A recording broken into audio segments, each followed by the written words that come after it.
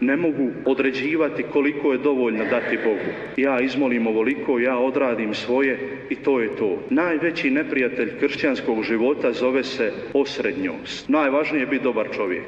Nije. To je premalo. Ateist može biti dobar čovjek. Ima sigurno ateista koji su odlični ljudi. Najvažnije je biti sve. To mogu jedino ako prestanem Bogu postavljati granice. Ako prestanem Boga ograničavati na vrijeme svoje molitve i ako mu dopustim da on bude u svemu mome životu. Postoji jedna meni draga priča pustinjskih otaca iz 4. stoljeća. I dolazi taj jedan mladi pustinjak svome duhovnom ocu i želi provjeriti ide li on dobrim putem. I onda kaže, postim 5 puta u tjednu, molim se svaki dan, satima i satima, bdijem i provodim vrijeme u ručnome radu. Je li to u redu? Je li to dovoljno? A njegov učitelj podigne ruke prema nebu i one kao 2 zapaljene baklje i onda mu kaže, a zašto se skroz ne preobraziš u plame? Odnosno, zašto ti postavljaš Bogu granice? Je li to dovoljno? Bog ne želi djelić moga vremena. On želi sve moje vrijeme, da u to vrijeme dadne svoju vječnost. Da u moje vrijeme, da u moj život ulije svoju ljubav. Tada počinje vječni život. Kad vječna Božja ljubav